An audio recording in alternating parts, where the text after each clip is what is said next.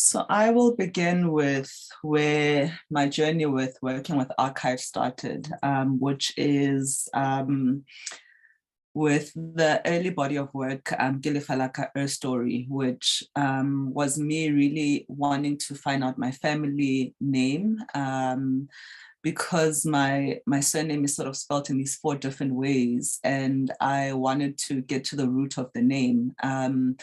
And obviously, I think that for me, it was also about this history around sort of names that get erased, names that get lost, but also it had a lot to do with something quite specific to South Africa, which is direto, known as clan names or praise songs, which every surname sort of has its own poem that narrates a family's history. And so my journey with going on this quest of trying to find the correct name or the correct surname really started from there. And so I went on this journey of trying to locate my family throughout South Africa. Not throughout, I mean, it's obviously extensive, but in certain parts of South Africa, with the use of, or through the help of my grandmother, who narrated the story of how my family ended up in different parts of South Africa. And so this becomes really, this image, the Pied Piper, becomes the beginning of this journey. And so in visiting my family in these different parts of the country, I collected we did, recordings, so like interviewing them, just asking them about what they know about the family name, how they ended up in these different parts, what they know about our family story, and specifically also about our direto, which is the praise song. And so they also did the whole performance, because it is it is something that sort of narrated at weddings. It's something that's narrated at funerals, and so it becomes and for me, I think also how I'm thinking about it being more than just a song or like something for celebration, but also it being a tool of resistance against, because they were moved so much, and languages were being erased, names were being erased, and so this praise song became a tool for them to be able to also narrate their own story, and so the Pied Piper's voyage then comes from that journey of traveling, and my grandfather sort of becomes central to the story somehow, even though the research was not centered around him, but he was the first one to move to the city. And so this becomes this journey of him moving from the Free State to come to Johannesburg, as he refused to become a farm laborer like the rest of my family.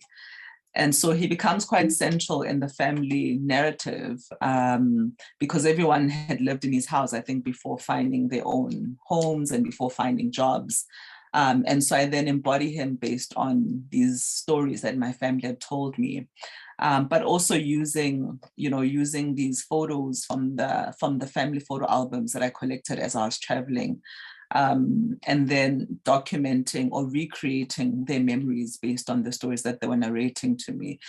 And so for me also, my interest with photography is in thinking around how the family photo album becomes a space for the imaginary. So it becomes a space it became also a space for them to almost perform these sort of ideal selves. And so I think also, even as they were narrating the stories behind each and every image in the family photo albums, it also took on some sort of performative element, and also a lot of it are also quite exaggerated in terms of how they narrate the stories, which then refers back to also direto and how that is also quite a performance.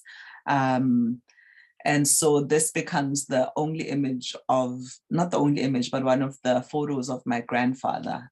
So my grandfather so I'd never met him before I was born.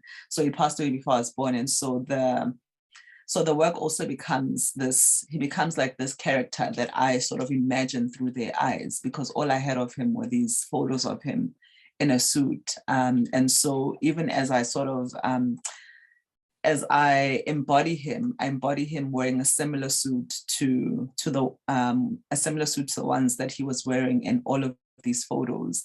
And also in all the photos, he was in a hat. And so I think that also this idea of also clothing as archive has also been something that I've been thinking about, because that's also something that carries on through the different works. And wearing clothes of my deceased family members as I sort of embody them.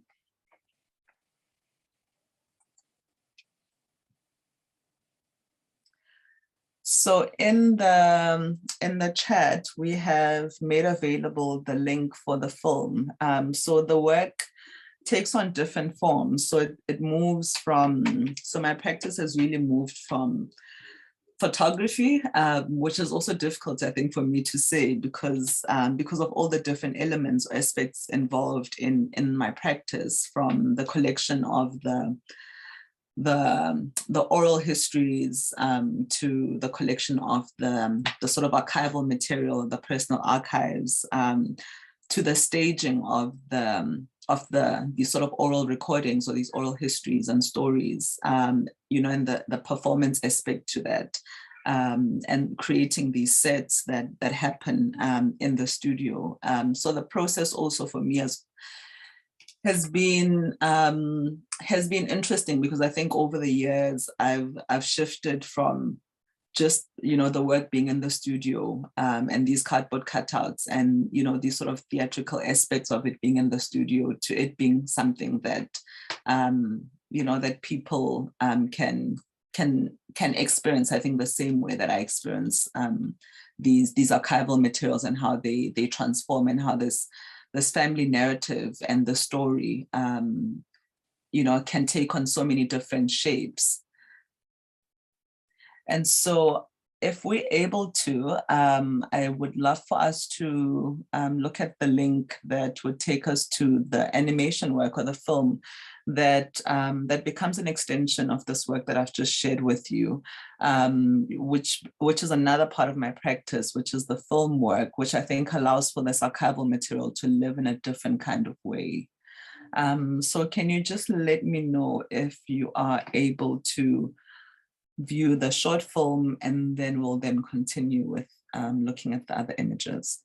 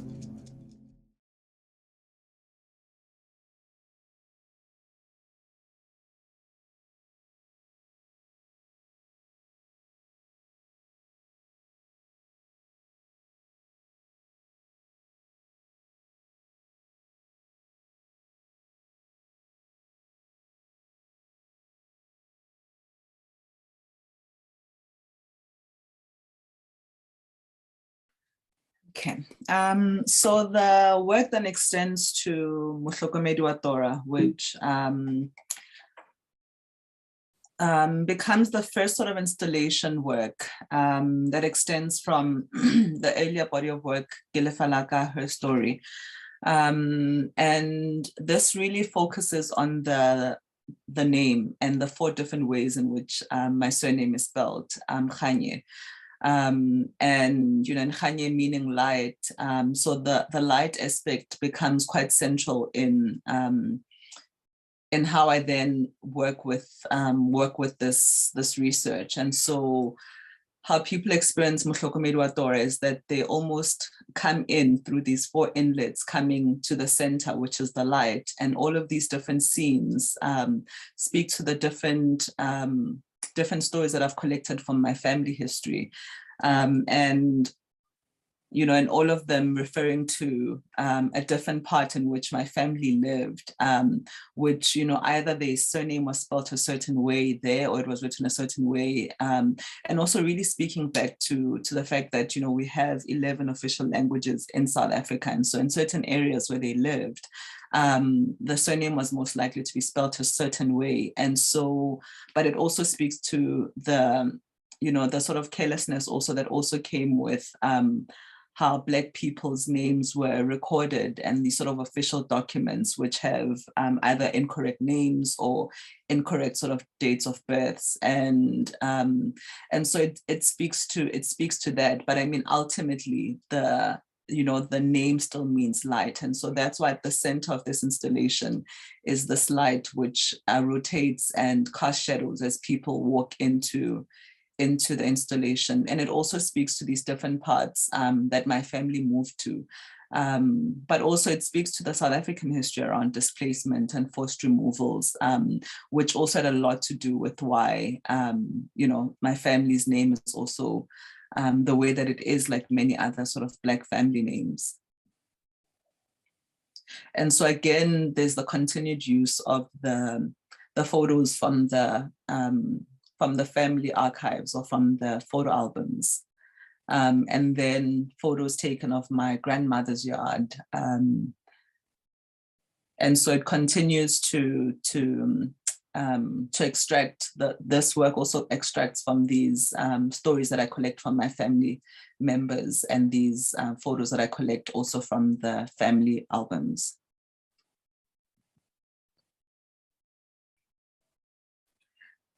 And a work that I made around the same time, which again continues to work with the family photo album, is a series specifically around the passing of my mother. So this work was made about 2 years after she'd passed on. And and at the time I was really just going through the photo albums and realized that a lot of the clothes that she's wearing in these photos from when she was in her 20s or in her 30s were still in her wardrobe.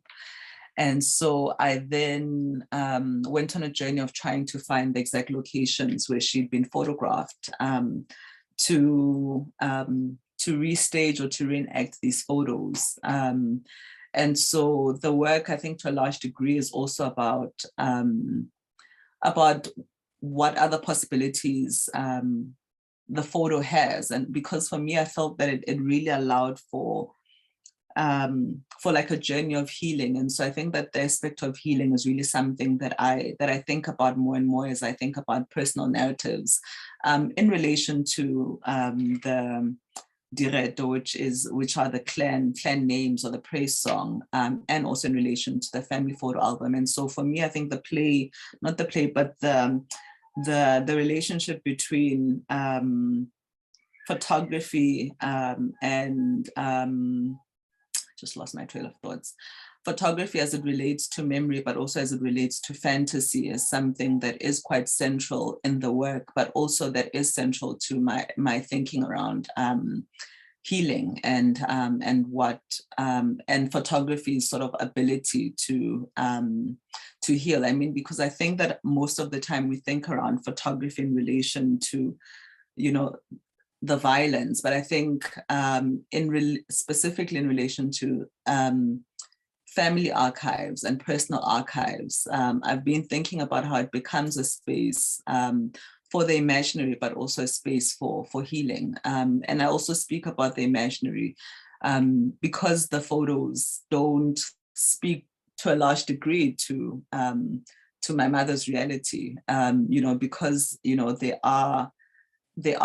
are staged. She is, she worked as a factory worker her whole life since she was 21, but the work or the photos that sort of outlive her, or that come to represent her, or the woman that she was, or her daily life, are these photos of her always dressed up a certain way, but she wore overalls every day. And so that, and there's no photo of her at the factory, there's no photo of her in her overalls. And so for me also, I think that in looking at my family photo albums and thinking about how staged they are, but also how it allowed for families to create their own sort of narrative and almost become a tool of resistance as well, in that it also becomes a space for them to document how they want to be documented. And a lot of the photos, even as I looked at my aunt's photo albums, my aunt's photos albums, or other family members, in looking at how similar some of the poses are and the gestures are.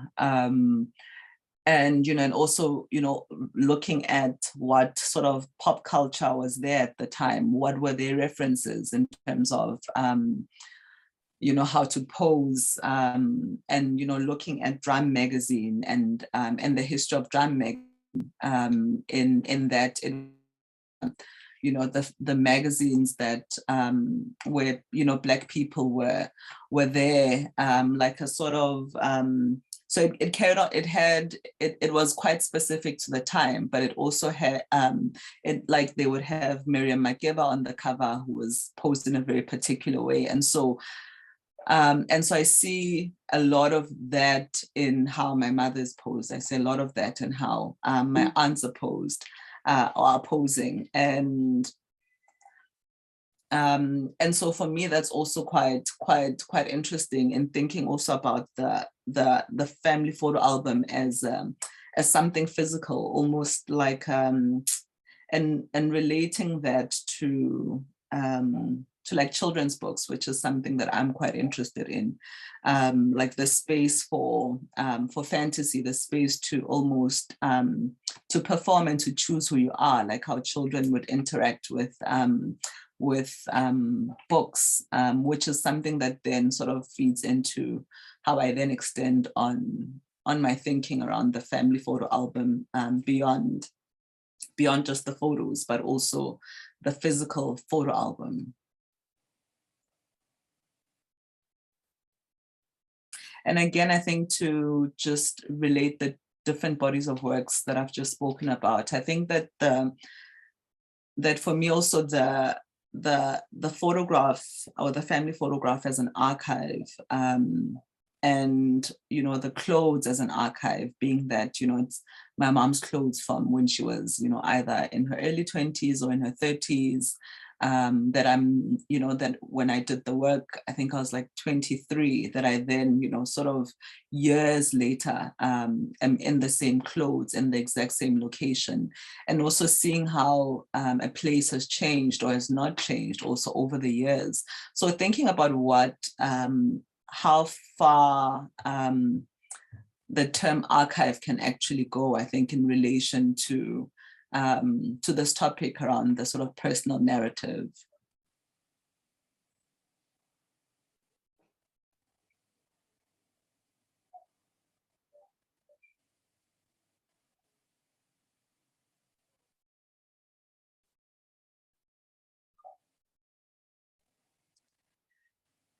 And so I then started, as I said, thinking around the family photo album, the physical family photo album, and it as a space for fantasy, in as much as it's a space for the sort of preservation of memory, but it's also a space for fantasy. and also just how families put together a family photo album. Who's the one that's putting the family photo album together and sort of arranging it and rearranging it and creating this narrative. I mean, that doesn't really have a beginning, middle, and end, but this sort of narrative that, you know, that sort of flows a certain way. And then I started thinking around the, you know, children's books and pop-up books, and you know, and how it becomes this, you know, I think similar to how I was treating the earlier bodies of work of cutting out from the, not from the original photos, but, you know, sort of extracting from the original photos and then printing them life size and then sort of shifting them around to create this narrative and then performing in front of these cardboard cutouts, almost like a theater set. I started thinking around, you know, sort of going smaller with the work and these cardboard cutouts, almost going back to the scale of the family photo album, and but also retaining the sort of cutout aspect. And so I then started working with or thinking around the construction of pop-up books, and so that sort of comes through in how I've treated this work. And you know, it's still a continuation of that narrative of the family history and the family name, and you know, because that is a research that's been continuous in my practice since 2012, but it just takes on different, I just treat it in different ways. I also think about sort of the materiality of memory and the materiality of photography. And so that aspect, I think, in terms of, you know, how I break apart the photograph and, you know, the sort of fragmented image, such as the fragmented memory or the memory that's able to take on these multiple shapes, is why the work, is why I also treat the different points in the research in different ways. And so I think similar to the earlier bodies of works with the cardboard cutouts, that these also live as a sort of theater set. And I mean, the aspect of theater and photography is definitely quite important also in how I'm thinking around my family, not my family history, but around personal narratives or personal archives, and the family photo album. And so that sort of gets extended in different ways. And so Telltale then, which is this one of the new works, continues the same sort of treatment as reconstruction of a family, but it moves away from the family narrative, and really looks at theater and looks at theater scripts, and looks at theater scripts also about a particular time, but also that speak to South African history, and that speaks to sort of South African politics. And so for this work, I worked with the scripts or the works of the playwright Ethel Fugard. And so I then went to the exact locations where he had, I think similar to how my research is with my family history of traveling to the different parts and doing interviews and spending time in the community, so that I can imagine these stories. I've treated this the same way. So in reading the scripts, and then I then traveled to the different parts that these scripts are based on or these plays are based on, and documented there, as I sort of imagine the script. So it becomes a play again between photography and theater, because for me there's things that tie the two mediums together, which is the sort of staging aspect of it, but also the oral or the dialogue aspect of it, and the performance aspect of it.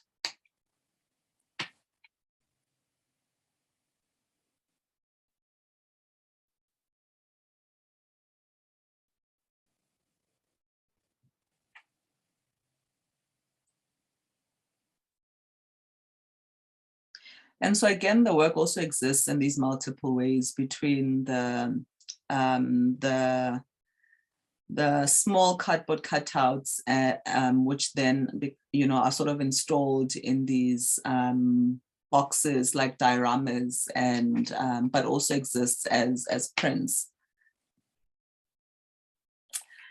And so we could look at the next video work, which is Gisaliteng, which should also be in the chat.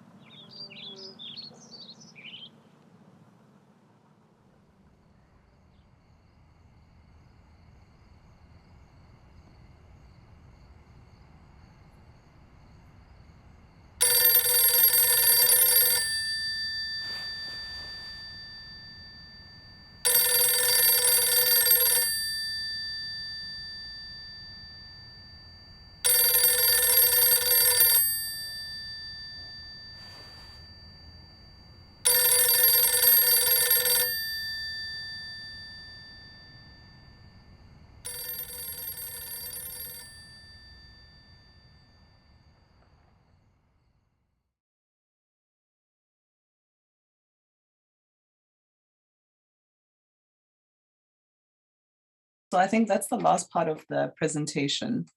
But that's how I've been thinking through the family photo album, but also personal archives in relation to South African history, and how they also become a space really of families also documenting their history, but also a space for resistance, as a space where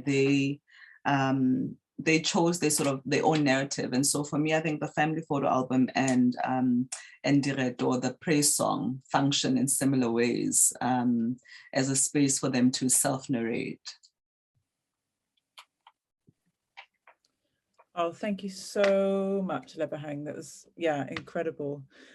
So much to speak on. I really appreciate you sharing your work with us in such a thorough and deep way, but also there's such a quiet pace. And I feel like an integrity to your practice. And so I'm really interested in this you made a really interesting point, which is about, for me, the word that I've created that keeps coming up is like reclaiming, like, you know, the way that photography for you in your practice is becoming, or has been, this site of healing, and almost like these intimate personal archives, these photographic archives. There's this space for healing in opposition to that kind of violent colonial photographic process. And I suppose for me, just kind of tracing your process and this importance of you kind of doing this like deep investigation, like you were saying, into your name, and then bringing it out into through these images, through these photos, creating these scenes and scaling these photos up into this lived environment, which looks amazing, you know, that scale of these kind of intimate moments, and then it becoming something that an audience member can walk through and be in. And I just, that's also, I guess, can be quite vulnerable, you know, like this is like your personal story, and you've done so much to reveal, expose, and then retell your family's history. And so I wonder, in these spaces, how important is it for you to have like a contextualization of your work, to have like writing or anything like that? Or is there this invitation and openness for a viewer to come in and to observe this scene and this story, but then also to feel like they are a part of it? So I suppose the question is like, yeah, is it important that there's an openness that we can come in and feel like we're a part of your story, or is it important that you really contextualize your story and where they're coming from? So then, yeah, if that makes sense.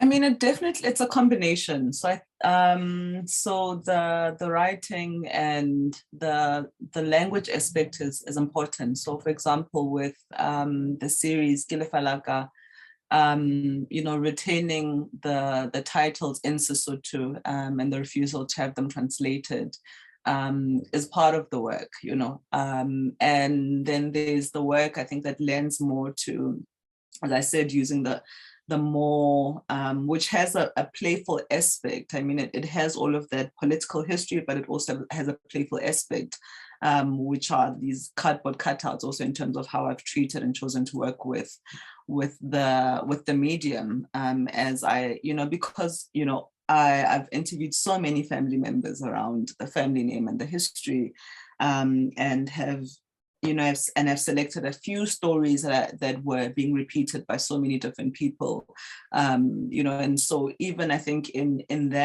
selecting stories that so many people sort of repeated, which then sort of comes to, but also the refusal to have the recordings as part of the exhibitions, is a huge part of it, because it's a really intimate conversation that takes on many different shapes.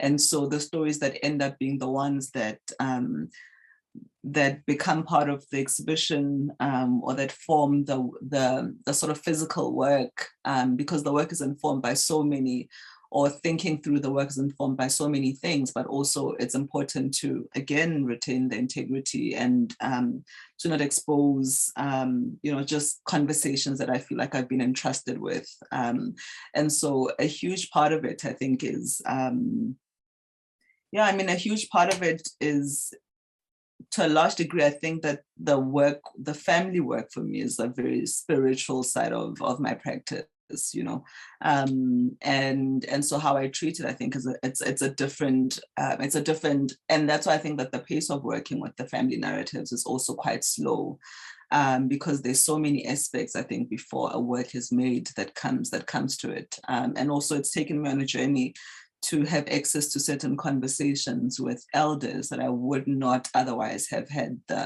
you know, been able to. And so how do I sort of retain, do the work in a way that's really like just got integrity, basically.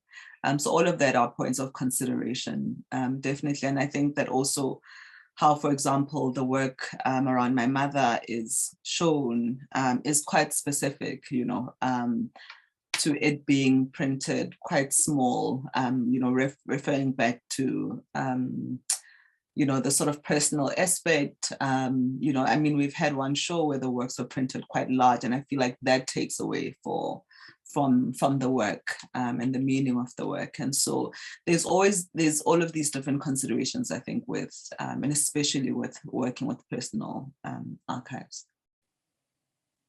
Yeah, thank you so much. I'll just invite Mkataji into the conversation to see if they have a question as well. Thank you for that. Before I go to my reflections, I saw that Lerato, who just joined us, said she had a difficult time logging in and wanted to know if the conversation will be shared. And yes, this talk will be on Vanza and Radar's Facebook page, so you'll be able to see it after this. We're sad that you missed out, but we're still here for questions and answers. And you can have a look over the next week or so on Facebook to see Lebohang's presentation. But yeah, Lebohang, I have so many reflections. Thank you so much for bringing us into your personal space and sharing your journey with us of sort of channeling these very important family members, like your grandfather, your mother. It's just, I can only imagine the process of trying to embody these people that have meant so much to you, and also then express that in the way that you have. So I really want to share my gratitude that we were able to be exposed to this work and to, like you said, your healing journey. I have a few reflections and a question, if you'll allow me to sort of read a bit. I also really liked the fact that you incorporated what maybe people would call beauty in the mundane. So like with, for example, Gisaleteng, the video that you showed us, the last one, there's so many, like just the setting and the scene. I mean, at some point someone is ironing and there's like toenail clippings, and it's like, it's so interesting, but these are activities that would be seen as perhaps mundane, or even like, how maybe when people are sort of going through archives, they would go through the big moments in a family or the big moments in social history and be like, okay, this is the one I'm going to recreate. But what's really amazing is that you've been like, we're human, and these are the things that we do. This is what makes us. So I really appreciated the perspective of just taking these moments in your family's life and showing them to us. I also really like the idea of reimagining scrapbooks through like the pop-up books that you designed. It's almost like looking at a family scrapbook, but it being like, something interactive. So I really appreciated that. I wanted to ask the question, how sort of going into your process, I know you mentioned that you would go to the different places where these things happen. So for example, where your mother took pictures, or where your grandfather, the images or the scenes that your grandfather was part of. I wanted to know, especially with not having necessarily been there, how did you sort of frame the social, even landscape? Like, for example, there was one set where Umam Brenda Fassi was in Lefalaga. So I wanted to, I guess, understand in terms of process. Yes, you're hearing stories, you've had interviews, you're reading.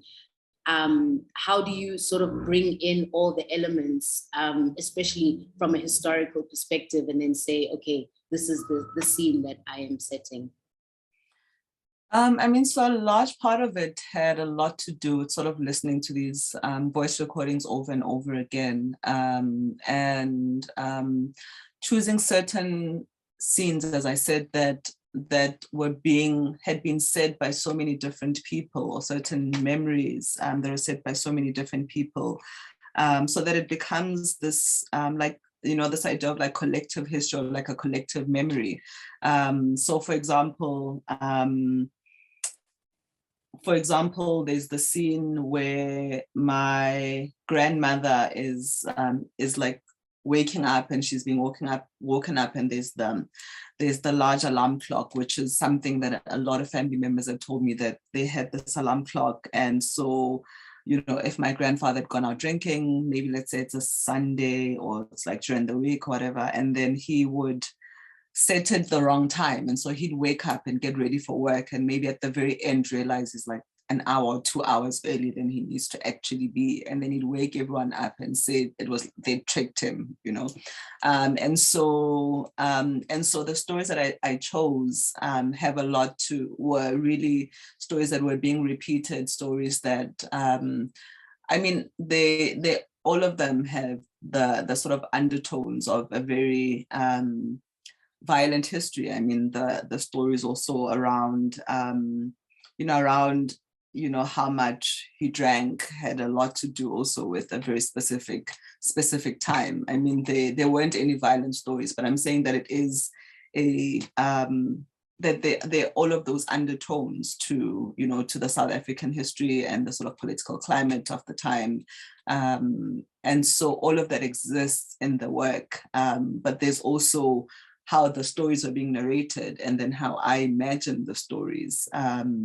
So there were all of those considerations. And so I would sketch the story as I sort of imagine it as I'm listening to these oral recordings, and identify that, okay, I need to photograph my grandmother's bedroom, I need to photograph this aspect, I need to photograph all of these different things, and then and then what size everything sort of needs to be, and then build that up for the set. So that's the sort of technical process, and how I get to the decisions around each scene. Yeah, thank you so much. We can just carry on asking a couple of questions. I want to just open it up and see, Lerato, do you have any question? I'm sorry that you missed the talk, but I don't know if you have any question now you want to drop in. If not, that's totally cool. I'm sure Mkutaji and I have a couple more questions to ask each before we wrap up. But yeah, I think I'm still struck by, like you were saying, this repetition and these cycles and this process that you have in your practice of transformation. And it seems like you're really rigorous in taking things to the nth degree, like, thank you, Loretta, no problem. And so for me, I'm still quite struck by what we've seen in like these different forms of this kind of installation of the work that you created, where it felt like everything was scaled up, and then as you described it, the viewer kind of goes into the light, and there being this experience of having all the perspectives around you of the 4 different names, which I think is so powerful. And then also we have this like film work or animation, and I wonder, where does that sit? Is it to be experienced, and sorry if I missed this, is it to be experienced online, or in a gallery alongside something else? And then also this other process, like you were saying, of scaling down and it becoming like these, like almost like child books, these kind of pop-up books, and it becoming almost like coming home, like you've gone through all these transformations and then it's coming back closer to its original intimate form as something we almost look down on and maybe gather around. So yeah, I suppose I have questions in these different experiences. And also I noticed in those smaller later works, I think the faces become erased and more silhouetted. So I wonder about that as well. If you could just maybe just talk us through those different stages of your work as you have been, and just the things that I've commented on, and then anything else maybe about how you're working now, or foresee your practice as it's developing.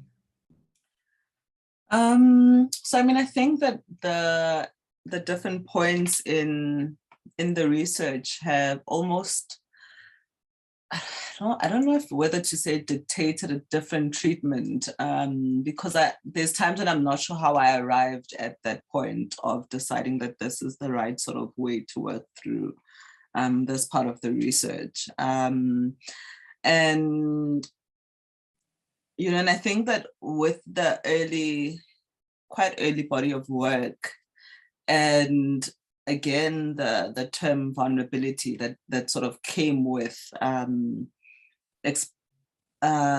sort of exposing my family narrative, I think, to the public, I think without really anticipating how much life the work would have.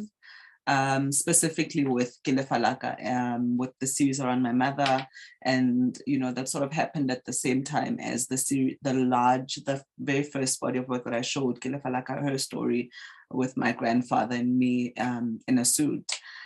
That the work sort of, I think, returning to or coming to the small scale really had a lot to do with the fact that the work really had such a huge life.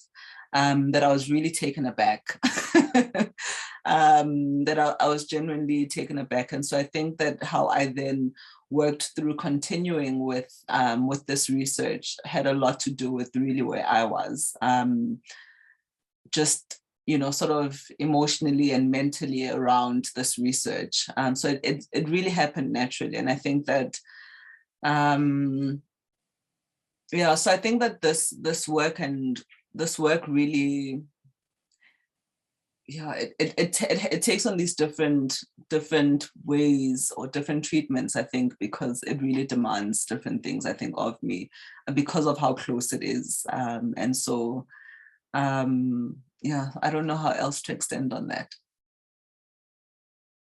No, thank you so much. Kataji, do you have a reflection or a question? Sorry, I have one last question, and it has to do with how you marry sound, especially when it comes to the films that you showed us, because a lot of the work that we saw before was sort of visual.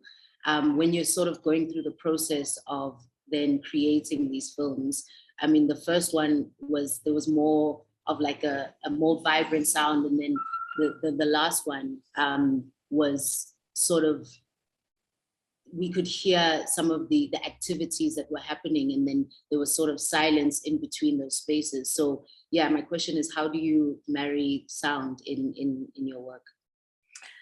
I mean, so I think that with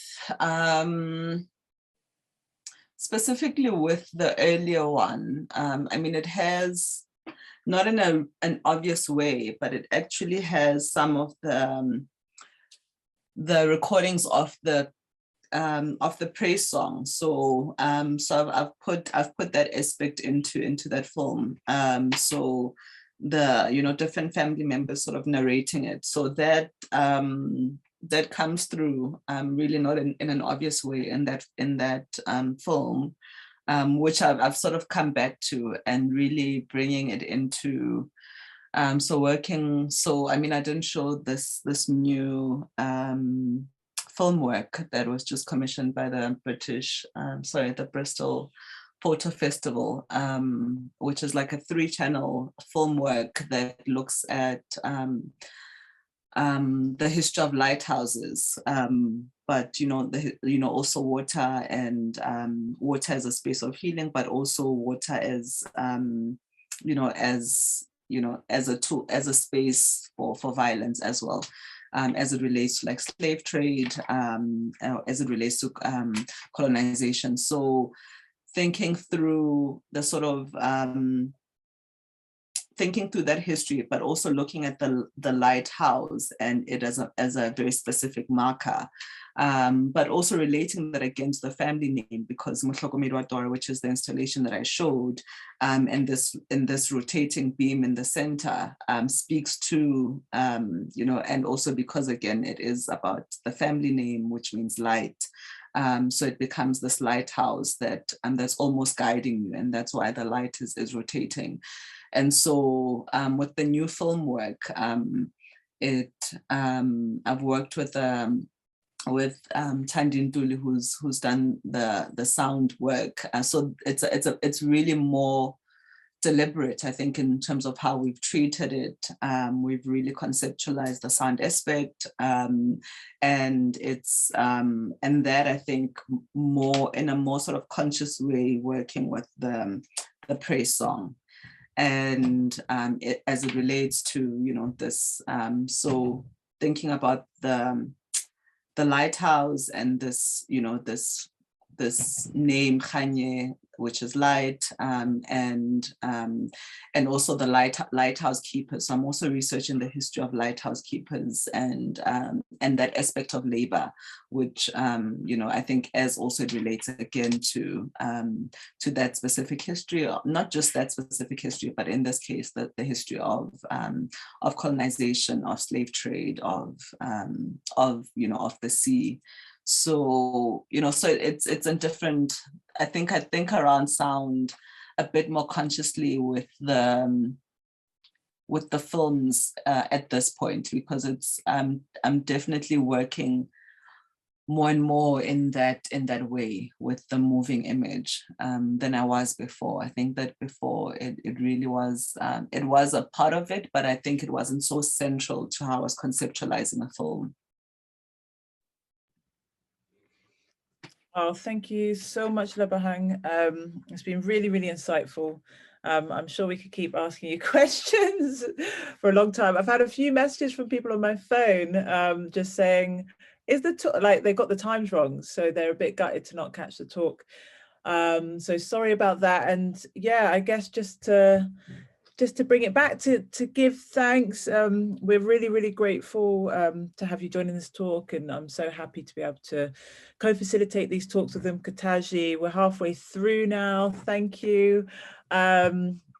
We've got 2 more talks next week. So on Thursday, an amazing, such amazing work, exactly. And so, next week we'll be talking with Nashe Longwashipwe Mashanja on Thursday. So he's a Namibian artist, educator, and that'll be lunchtime. And then our last talk will be with Cheko Fatso Mobaso, who's South African artist, curator, and that will be at the same time as today, next Saturday. And for anyone, to join those other talks, or if you missed this talk or the talk that we did on Thursday with myself and Memory Biwa, go to the Vanza and Radar websites and Facebook pages. And we really, I think our intention here is to bring these amazing artists like Lebohang together, so that we can have these different points of view and dialogues about the possibilities and impossibilities of an archive as we perhaps know it. I already feel like with the knowledge that's being dropped, new thought is coming through, and I think all of the contributors are going to have really varying perspectives. So we hope at the end there'll be this resource that Vanza will be able to share with everyone, which I think is really important. And Kganye and Vanza will be going to continue on to produce a publication as well. So for now, just thank you so much for gracing us with yourself and your wonderful art practice, and we just hope you have a blessed Saturday. Thank you. Thank you. Okay. Bye. Bye everybody.